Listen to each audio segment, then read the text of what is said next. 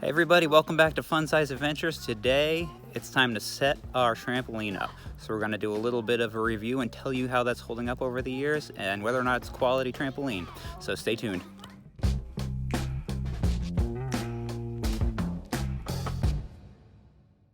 Well, hey there everybody, welcome back to Fun Size Adventures. I'm your host, Jeff Smith, and today we're here in the backyard. We're still under quarantine orders here in Maine, so we're staying home. But it's been beautiful weather, so we're setting up our backyard, getting things a little bit set up. And today we're setting up the trampoline. It's been really nice that it's been unseasonably warm, but there's still a chance of 6 inches of snow later this week. We'll have to see if that comes to pass. If it does, it should melt off quick, because I usually try not to set up the trampoline until the snow is done. This snow is gonna melt so fast if it does come that I'm not really worried about it. But yeah, so let's jump right into putting it together, and then I'll explain some handy tips that'll help you setting up your trampoline, as well as just go over the quality of this particular trampoline, and then we'll show you how we have some fun on it. Whoa, boom! All right, everybody. Every fall, we put all the fabric parts and springs and everything of our trampoline back in these bins and put them in the basement so that they stay safe. And that helps the trampoline to last longer.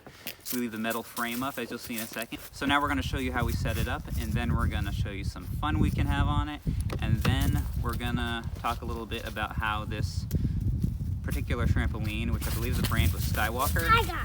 I believe it was a Skywalker trampoline. It's 15 feet in diameter, and we've had it for 5 years now. So I'll let you know how it's holding up and whether or not it's a quality trampoline.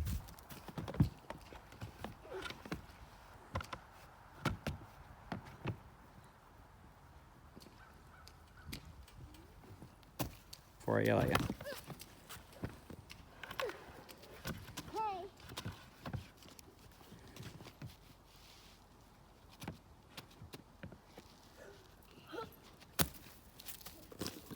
Okay, so that was a dangerous way to jump. Now we're going to set the trampoline up so we have a safe way to jump.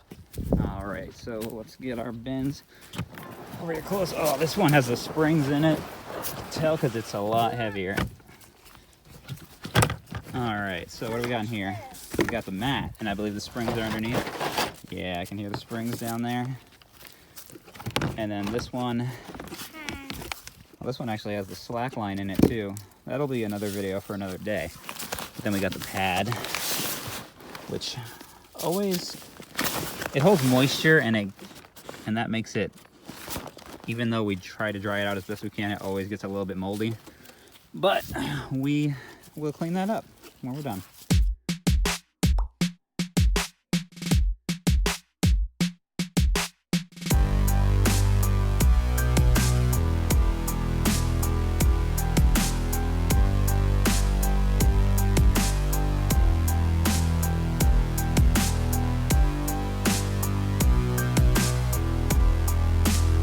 You guys having fun?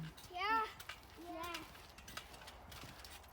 Watch this trick, Daddy. Okay. Watch this. Whoa! Watch this trick. Everybody get Whoa, Eli. All right, guys, so that was the condensed version, but let me explain a couple things to you.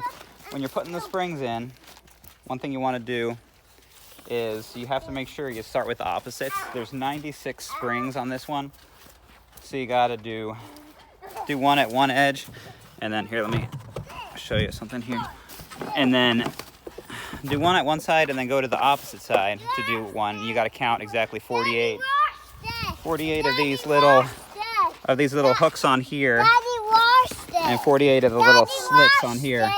Okay, what is it? Let's see. Oh my goodness. Are you okay? Yeah, I do it. Whoa. As they get older, they're getting a little bit scary because they're being crazier. So once you have those first two springs in and they're completely opposite each other, then you're going to want to count 24 slots in either direction so that you have all 4 directions, up, down, left, and right. And then you're going to want to divide that in half and have a spring in every 12th spot. And then do that one more time so that you have a spring in every 6th slot. And then from there, you can just go around and put the rest of the springs in, because the net will be stretched out nice and flat, and it'll be easy to pull those. But yeah, and we got this tool here, comes in handy, because to to pull these springs with your hand is possible, but it really chews at your hand. So that gives you something to, you hook it on the inside there, on that hook, and then hook it into there. And you got to make sure too, see how the spring, it kind of curls around further on the end that goes in there. And then this end only goes like a half circle. So you make sure you put those on there the right way. And then, oh, another little tip. There's a little trick that I figured out here. Right in here is that this net. Oh, we gotta watch again. What are you doing, Eli? Okay. Oh my goodness. You okay? Yeah. But this net, safety net, goes through, has slits in it that these all go through, which I just leave it all connected when I pack it up. But there's a little section here where 5 or 6 of them in a row I don't put through, because that allows us to pull this up, because leaves fall in here, and it's a lot easier to push the leaves out if we have this slit to just push them through. So that's a little tip that'll help you clean it off. And then the most dangerous part is when you're trying to hook the upright nets onto the tops of the uprights, because there's a little screw you need to put in on the outside here, and you can only really line it up if you're on the outside, so you're kind of just dangling there. That's the only part of the whole process that's remotely dangerous. And you also got to make sure that you remember to put this blue mat on before you attach the net to the top, because otherwise you have to do it twice, and I've definitely done that before. And then the mat has like 3,000, it feels like, of these little things that tie it on, and we just did a minimal amount just to get it on there, but I will go around and tie more. But you don't have to tie every last one, especially because we always leave it on till the fall, and the fabric that these tie with gets all wet, and then it freezes, and when we're trying to take it apart in the fall, these are like frozen knots that are a real pain in the butt to try to take apart.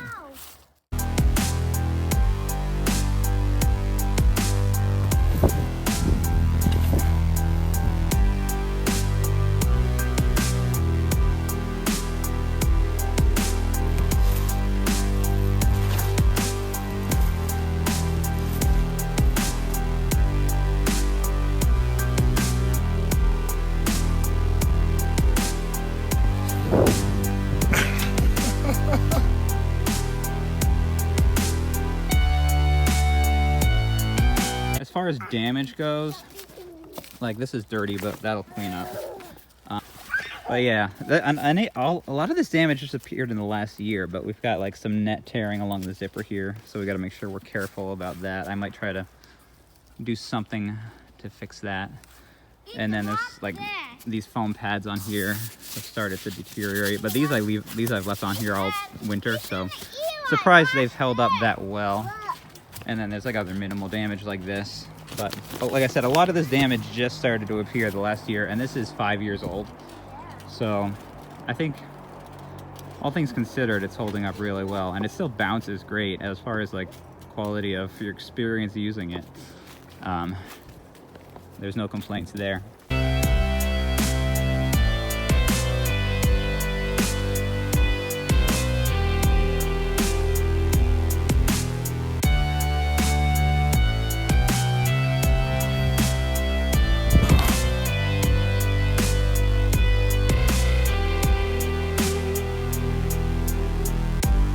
Do a somersault while holding the camera.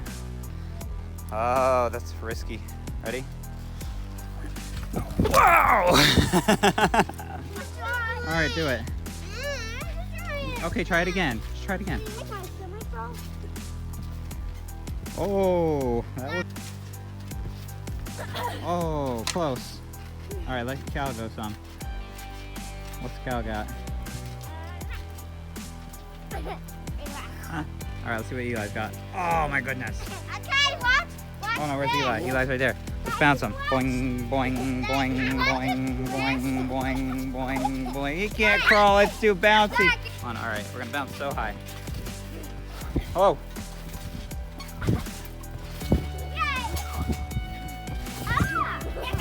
Oh, my goodness, wow. Yeah. My turn. Well, I hope this video was enjoyable for you and you learned a little bit about trampolines and how to have fun on them, how to set them up, whether or not this certain brand is a quality brand. And if you want to check out another adventure, just click one of the cards that's going to pop up over here and learn about some other ways that we're having fun around here in the yard and in the great outdoors. Until next time, go out and have a fun-sized adventure of your own.